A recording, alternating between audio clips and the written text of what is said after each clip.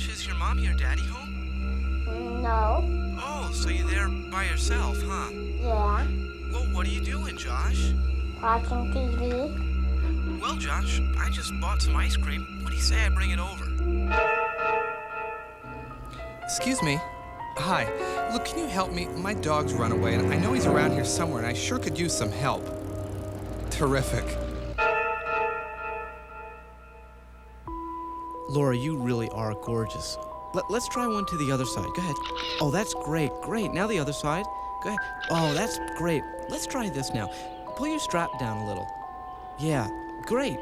A little more. Just a little more. Oh, that's really great.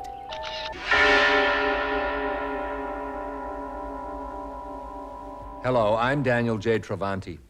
In the last few years, we've been bombarded by stories of children who are victims. Missing children, abused children, children who've been sexually molested.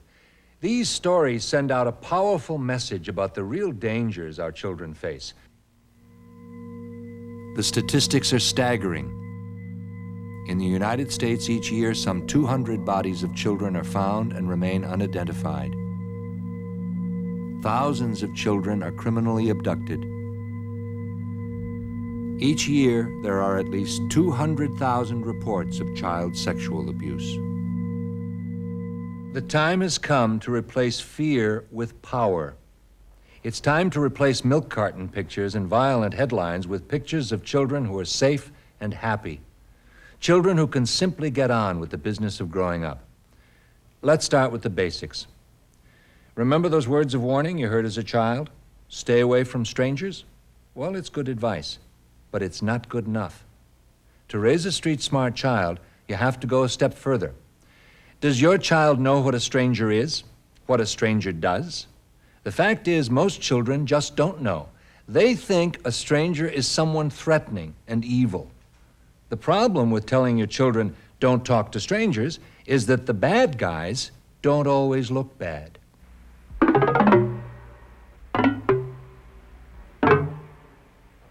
A stranger sometimes wears a hat, and sometimes a black or brown jacket, and disguised with a beard, some hair, a mustache, and some glasses. Or maybe with a coat on that goes over their mouth. I have lots of versions. Aliens, regular strangers, robbers. I think a stranger is like a punk rocker that drinks beer all day and sits around in a vacant lot. A stranger looks mean and ugly. A creep. Hairy. Mean. Big. Bigger than you. Bigger than most people. It's not surprising that children get confused about what strangers look like. Sometimes even we grown-ups don't know the difference. Take a look at these pictures. Richie looks like a nice guy. He was a school teacher. He was also a camp counselor and a boys' club volunteer. Richie was a buddy. The kids looked up to him. In 1985, Richard Ausch was sentenced to 74 years in prison for molesting 4 boys. He was arrested in a motel room. Police found him with a nude boy.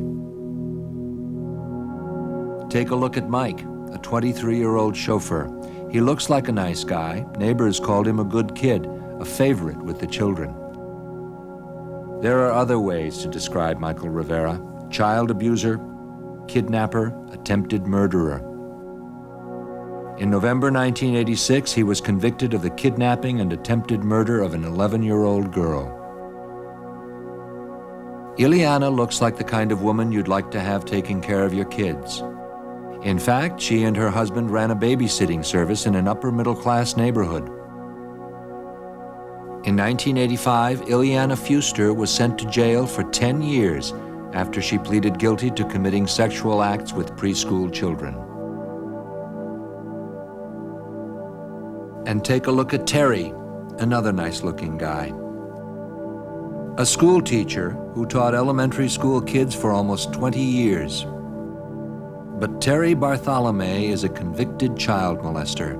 found guilty of some 30 counts of sexual abuse involving third graders. His sentence, 44 years in prison. Finally, take a look at Joe, a model citizen, a respected businessman, president of the local Kiwanis Club. But Joseph Crosby is a convicted child molester, guilty of molesting 4 little girls, among them his own stepdaughter and a friend's child. Every detective we talked to said, we always hear the same thing about these characters. He was such a nice-looking guy. Remember, child abusers are counting on children to think that nice-looking people won't hurt them. So children must be taught that a stranger is anyone they don't know, and they should stay away. No matter how nice a stranger looks, no matter how nice a stranger acts, no matter what a stranger says, stay away. Like if they offer you candy or money, you don't want to take it, because who knows? I don't know somebody, nothing to do with them.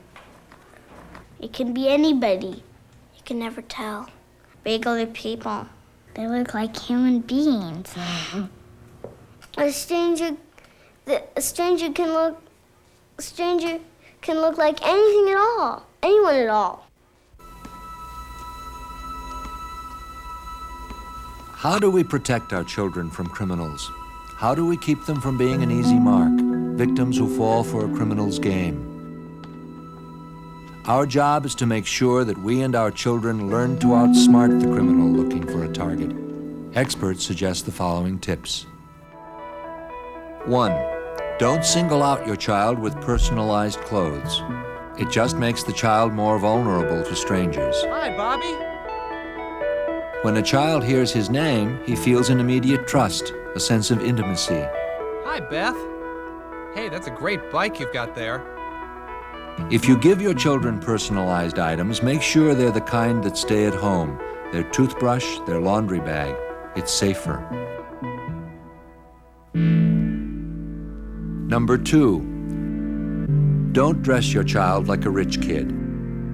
Don't set him apart from the crowd. If children in the neighborhood are wearing sweatshirts, don't dress him in a jacket and tie. Criminals are drawn to children who look as if they have money, so save special clothes for special days. Number 3, there's safety in numbers. It's safer for a child to be with other children. Children off alone are the easiest marks. They are more susceptible to any kind of attention since they are often looking for something to do, something to keep them busy.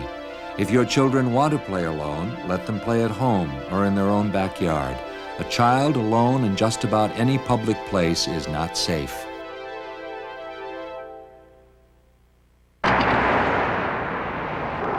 Number 4, there is no correct age to let a child out alone, but preschoolers 6 and under are too young in anybody's book. Before your child is ready to go out alone, he or she should have learned the safe places along any route.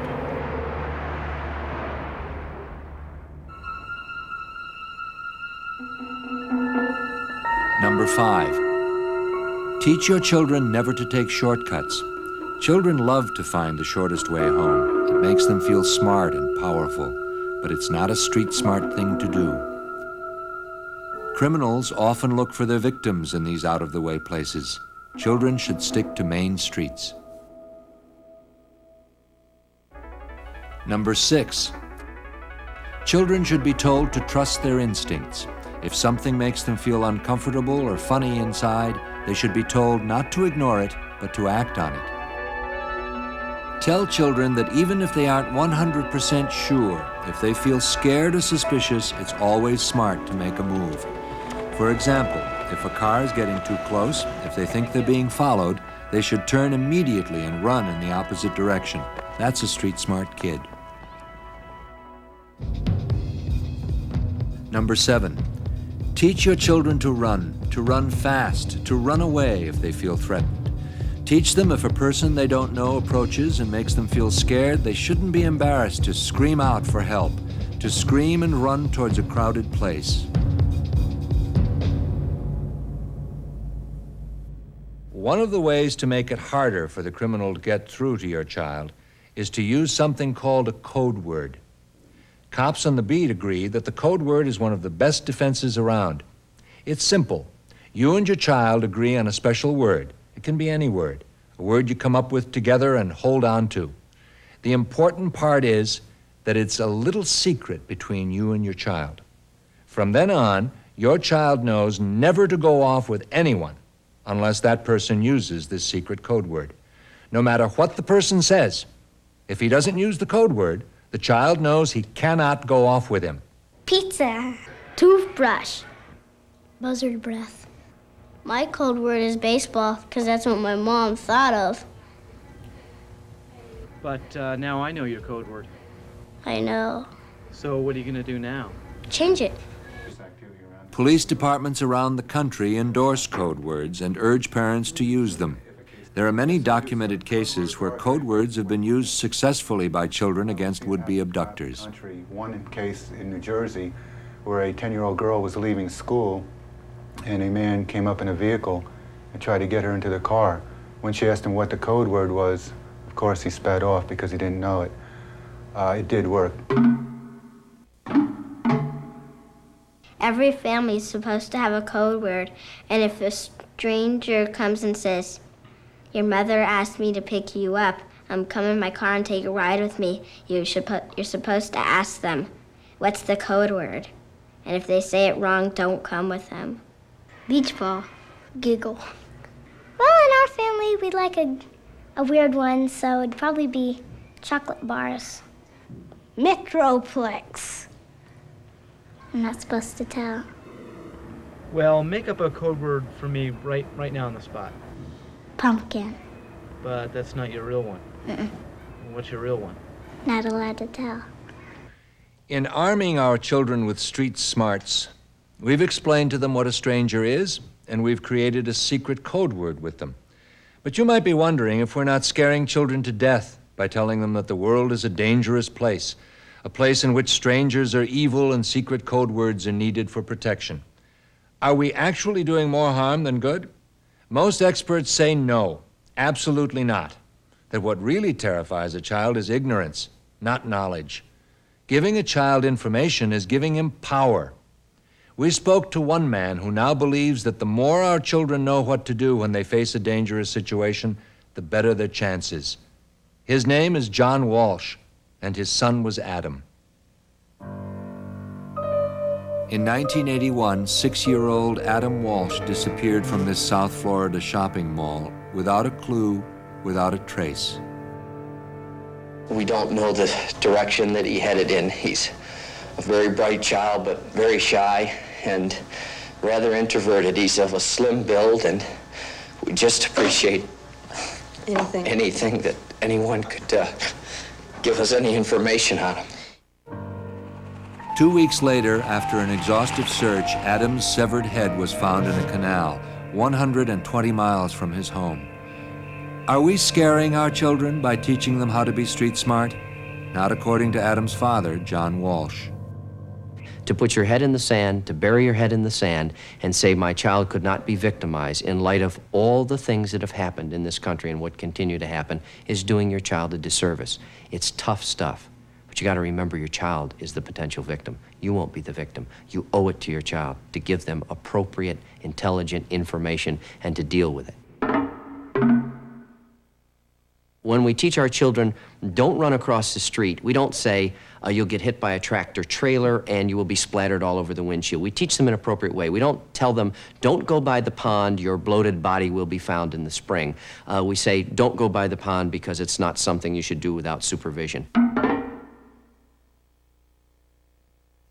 I've often said it, this is a pretty gruesome analogy. I would rather have had Adam scared, or I would rather have my new children a little bit aware, more scared, than to go to the morgue and identify their body. I don't think I could ever go through that again.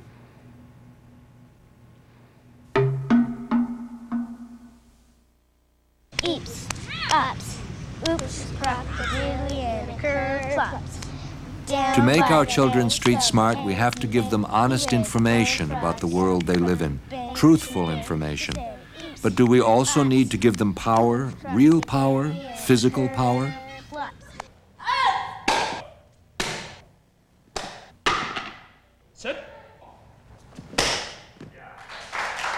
Should you teach your children self-defense, to be tough? No, I can't, sir. Sir! The policemen and detectives who work the beat say no. Learning martial arts may be fine for building self-esteem, but it's not the safest way for a child to protect himself against a full-fledged criminal. Around the station, they call Officer Don Rosano the Hulk. He comes up against child abusers every day. He's seen more than his share of street action, yet he advises against self-defense for kids. Self-defense is not a good way to fend off an attacker. An attacker has guns, knives, sticks, and is usually much larger, stronger, older than the child himself. I don't care what kind of a belt, his black belt, green belt, whatever, he's not going to, 6-year-old child is not going to beat a older person out there in a street brawl when the person wants to get the child. A better defense would be to use your head, scream, run, yell, just get away from it as fast as possible. Go to a populated place where there's kids around, go tell someone. 6-11, I'll handle the call, the child abuse investigation, 545 North Wilcox Avenue. So most experts say fighting back is a losing battle for children. Instead, it's better to make sure your child knows certain street-smart basics. And my address is... Does your child know his name, address, and phone number? It's amazing how many children don't have this necessary information. I forgot my address. 5928...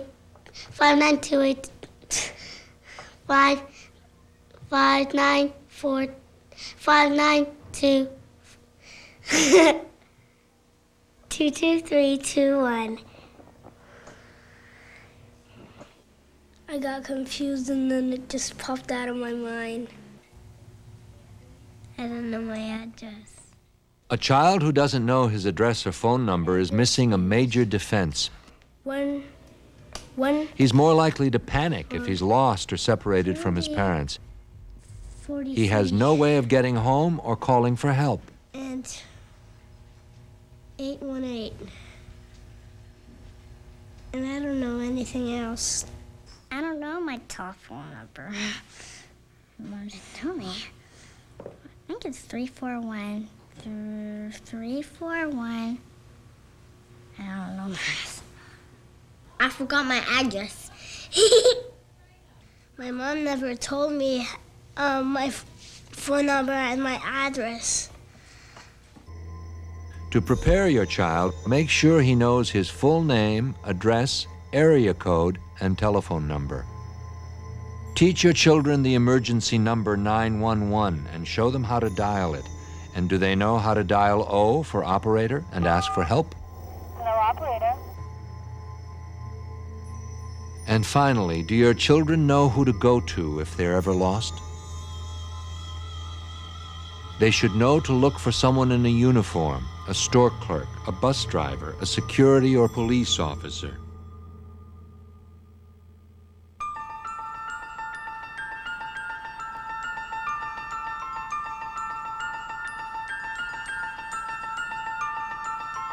There are people out there who prey on children. Who are these people? What does someone who wants to hurt your child look for?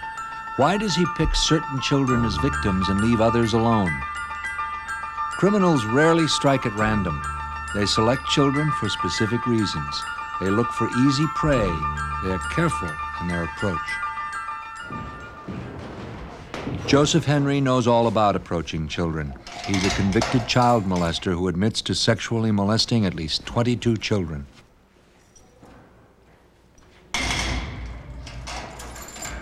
How does he seduce his victims? It's this sixth sense most molesters have, that they know the child won't put up much of resistance. I gave them this feeling, that I gave them the feeling of affection, of belonging, of being wanted. And it was like spinning a spider web. And before you know it, they're caught.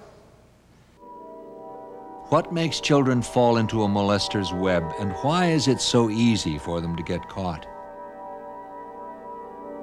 Most of my victims were easy targets. If you're into it, really, and you want to pick up kids off the streets, you pick one that's always alone, and the look on their faces, you can tell the look on their faces, that sad, puppy dog eye look. There'd be bribery. I'll do this for you, I'll take you somewhere if you do something for me. Most cases, they trusted me, and 80% of the time, my victims would do whatever I asked them to do. By far, the most important way to keep children safe is to give them the right to say no to a grown-up when something feels wrong. To say no to an adult or any person in authority is tough for most good kids. We have to give children the right to say no sometimes, and they have to feel that they have our approval. Child molesters simply aren't interested in children who resist. Saying no works. No! No! No! Leave me alone. Get away from me.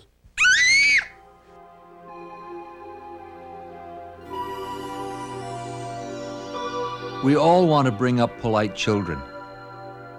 But there are times when children shouldn't be perfect little ladies and gentlemen. Adam Walsh was a perfect gentleman. And all Adam Small life, we taught him not to take candy from strangers, all the things that we thought were appropriate, but we also taught him to respect authority figures unequivocally, that he should be a little gentleman. I think if we had put more emphasis on the fact that he had the right to say no, maybe the outcome of his case might have been different. I can only speculate what did or didn't happen to Adam. If he was a victim of violence in the short time he was separated from his mother and grabbed, then there would have been no way to educate Adam. But if he was a victim of a lure, which most children are, an adult telling them some fictitious story and they believing that bigger person, then maybe Adam's situation might have been different. He might have been alive today if he wasn't such a little gentleman.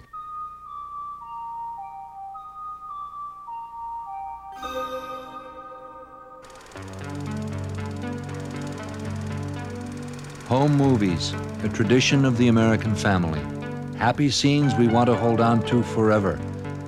A backyard barbecue on a Sunday afternoon, playing with the kids. We all thrive on the love and affection that come with raising a family. Giving a piggyback ride, leading a child by the hand, hugging. But sadly, love and affection sometimes go astray.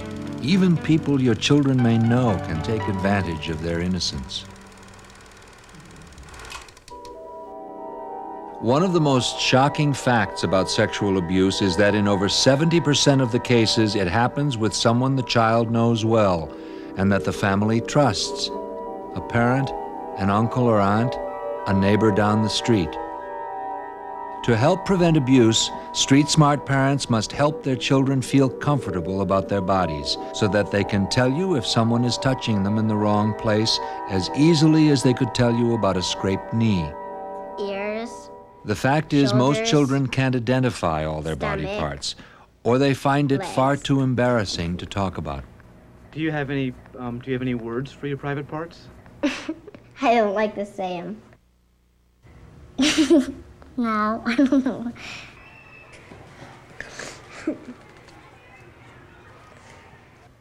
Your head, your eye, your nose, your mouth, your shoulder, your... Even children presented with anatomically correct dolls, the type police use in sexual abuse cases, find genitals difficult to talk about. What is that?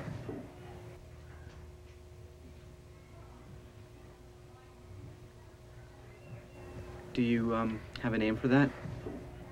What is that called? How can a child who's unable to talk about his body be expected to tell someone if he's been touched in a way he doesn't like? It isn't always easy for parents and children to talk to one another about these topics. If you're uneasy teaching your children the clinical names, teach them to say their private parts or the part of their body covered by underwear. Children very young can learn to speak openly and naturally about their bodies. This is your mouth. This is your throat. These are your hands. This is your penis. These are your feet. And that's all. It's only when children are comfortable talking about all the parts of their bodies that they can distinguish between something called good touch and bad touch and tell you about it. Okay. Now, there's a difference between good touching and bad touching. Now, good touch. Now, wait a minute. I think I've got it. Now, good touching is touches like when the doctor is examining you or when your parents are adjusting you. Like, those are good touches. But a bad touch is something like when someone you know or you don't know is touching in your private parts. Children who know the difference between good touch and bad touch can recognize sexual abuse. Good touching is like shaking hands or something. They understand that good touch is being touched or held in a way that feels good and feels right. It's touching your child wants. Somebody kisses you on the cheek like your mother or your father. But bad touching is like when somebody touches you like in a private part. Bad touch is just that. It doesn't feel good. It makes a child feel uncomfortable. They feel something is wrong. Now, bad touch is when it feels weird. Some kids are conned into doing it by adults. So the adults do it to them, and after a while they think about it and they feel that touch and they go, I don't think this was such a good idea. Children are compassionate and affectionate. They often feel the natural desire to give love and affection. Parents should encourage this, but forcing a child to give affection is not a good idea. How many times have you said to your child, you must kiss Grandma goodbye, you must hug your uncle, you must give Aunt Sally a kiss for that lovely birthday present? That's forcing your child to give physical affection, and it's not a good idea. It sends out a message to a child that forced physical contact is acceptable to you. And to a child, that could mean that it's all right with you if someone is touching him and he doesn't want it. My mommy makes me kiss my uncle, but I don't want to. But he never got me. I didn't get him. I ran upstairs. Street-smart kids need street-smart parents. Remember the old saying, it's 10 o'clock. Do you know where your children are? Well, these days it's more important to know who they're with. Street-smart experts say you can never know too much about who your children spend time with. Who's supervising your children? Do you know enough about them? Have you really checked out the babysitter's references? Have you talked to someone she worked for? Most people who care for children are perfectly safe and devoted, but you have to check thoroughly. Checking thoroughly is what this man does for a living. He's Detective Rick Papke of the Los Angeles Police Department's Juvenile Division. For nearly 20 years, Detective Papke has investigated child abuse and molestation cases. He feels parents have a responsibility to do their own investigating. Parents have got to communicate with their children. They have to pay more attention to them. They have to find out who they're playing with, where they're going when they leave home, and just ask questions. And I think that's one of the biggest problems that we have right now. A lot of people in these small bedroom communities think that child molesting and that sort of thing only occurs in the big city. It's the dirty old man with a trench coat and that sort of thing. Well, it isn't. Child molesters are policemen and firemen and teachers and religious leaders, and they come from every walk of life. I'm involved with youth sports off-duty with my children. I've coached a number of baseball, soccer, and football teams. I have a parents' meeting at the beginning of every season. I get everybody together and I tell them what's going to be happening during the season. And then about in the middle of my little talk, I ask them, by the way, how do you know I'm not a child molester? And I get a lot of strange looks and nervous laughter. But the point is, I tell these people, you don't know who I am. No one wants his child to end up as a headline or statistic. But how can we be sure that the warnings and information we're giving our children are sinking in, that they'll know what to do if they run into danger? If child safety experts agree on one thing, it's that the single most important strategy in raising a street-smart child is in playing what-if games. For example, you say to your child, "What if we were at the mall and you got lost? What would you do?" These what-if games are really very direct. What you do is ask your child a question about a potentially dangerous situation and then listen to the answer.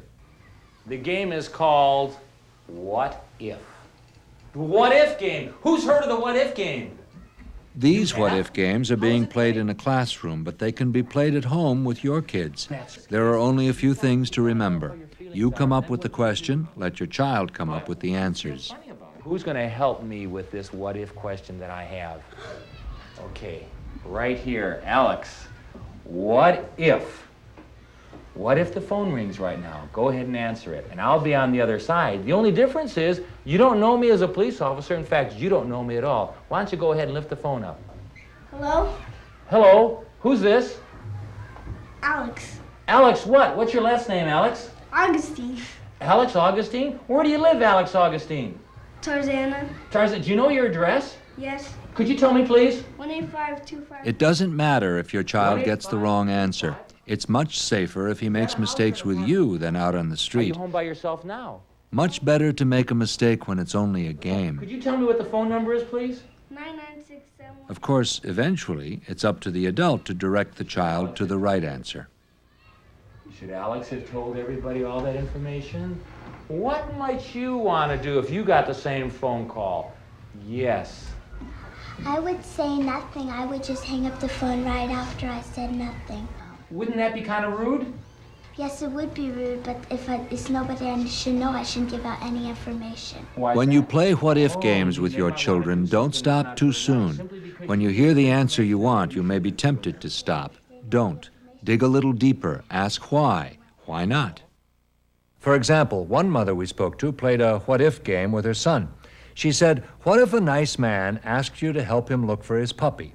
Would you go?" The child shook his head and said, "No, no way." This mother went one step further. She said, "What if the man asked you to help find his kitten? Would you go then?" The child said, "Sure, that's different. Kittens need more help than puppies if they're lost." So the boy wouldn't go off with a man looking for a puppy, but he would go off and look for kittens. If the mother hadn't gone the extra step, she would have thought her son understood about not going off with strangers. Clearly, he didn't. You never know what your child's weak spots are unless you play what-if games and play them thoroughly. What if I did this? What if I pulled over to the side of the street and I said, "Hi, you guys don't have to help me, but I got some candy I'd like you to have. Would you like some of my candy?" No. Oh? Well, what if I did this? What if I pulled over to the side of the street and I said, "Hey, your mom just called me up." So remember what-if games. They're easy and they work. Right. Come on, get in the car. No. No? You're not going to come with me? No. Did they do the right thing? Yeah. If you think they did the right thing, how about some applause for these guys? I think they did a great job. Well, you guys are enthusiastic. How to raise a street-smart child. We've covered a lot of ground trying to show you how to do it, and we hope we've armed you with some of the tools you need to help your child survive in this often dangerous world. It's an important job, so let's go over some of the basics. Tip number 1. 911! Make sure your child knows the emergency number 911. 911! And that he knows to dial O for operator and ask for help. Hello, operator. Tip number 2.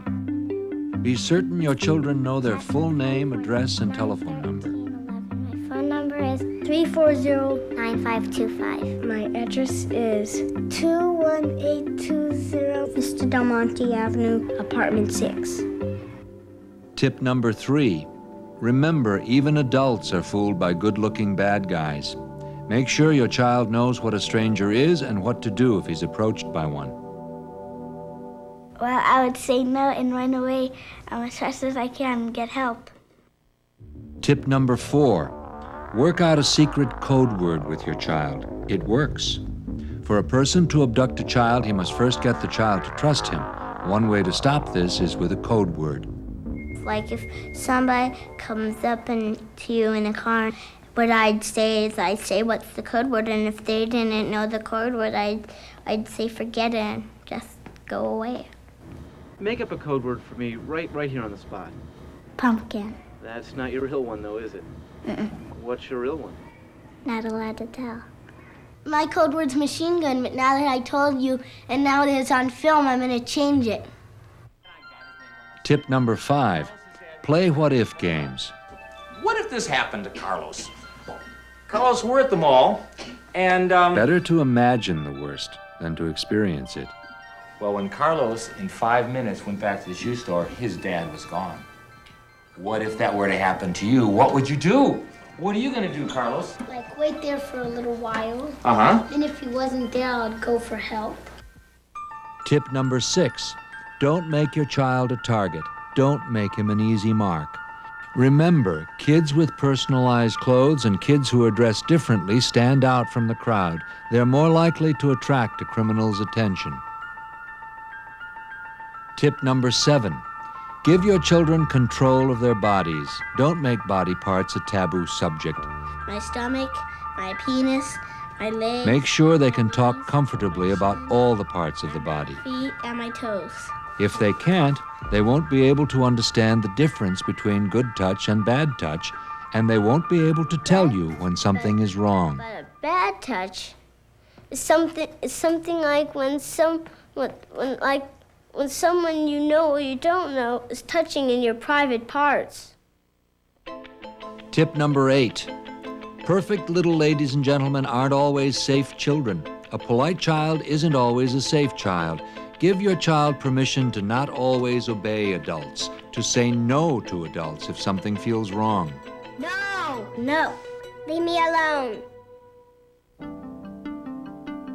Tip number 9, children who are lost or in trouble often panic. They'll go up to anyone for help.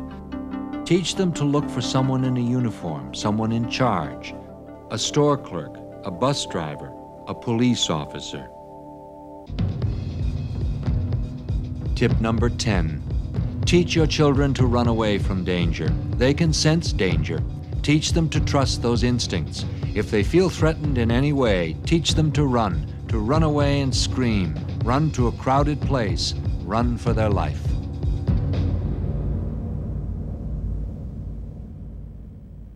Teaching your child street smarts is the closest we can get to playing it safe in today's world. We may not be able to change the world, but as adults, it's our job to prepare our children for the world as it is. And we can do it. I played John Walsh in the movie Adam. That experience brought me very close to the grief and horror of losing a loved child. Growing up street smart and safe will mean a lot to the children. It will mean a lot to all of us. I'm Daniel J. Travanti. Thank you. This film is dedicated to the memory of Adam Walsh and all victims of child abuse. We would like to thank all the children who appeared in this film, none of whom were victims of child abuse. Street smarts are people that know what to say when a stranger comes up or asks them if they want a lollipop. Just never take it. Just say no. That's a street smart. You never know when a bad stranger, good stranger is gonna pop up. It's like you eating meat from a pie and fish, and you choke on the bone. You never know when the next bone's gonna pop up.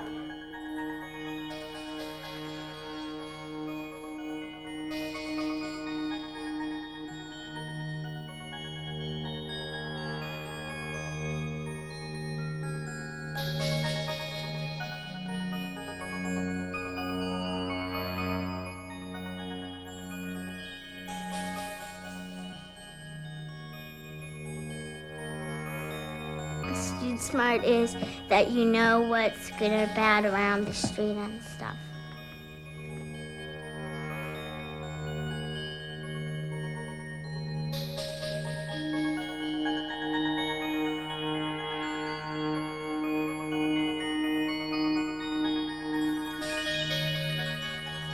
No! No! No! Get away from me.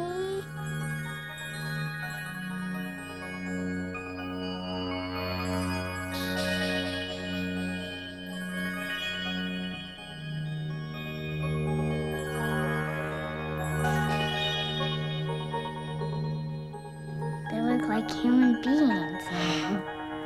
It can be anybody. You're supposed to ask them, what's the code word? And if they say it wrong, don't come with them.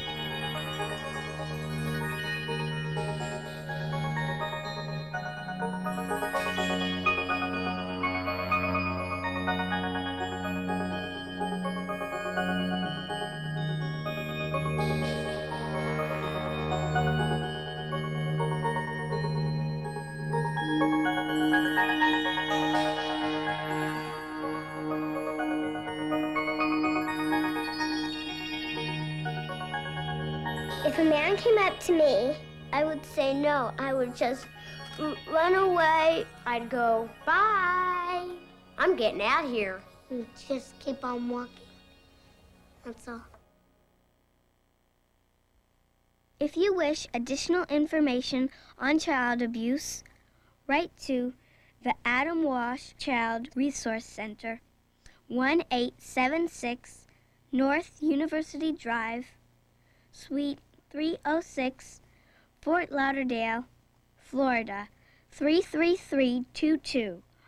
Or if you are an abused child, call the National Center for Missing and Exploited Children at 1-800-843-5678.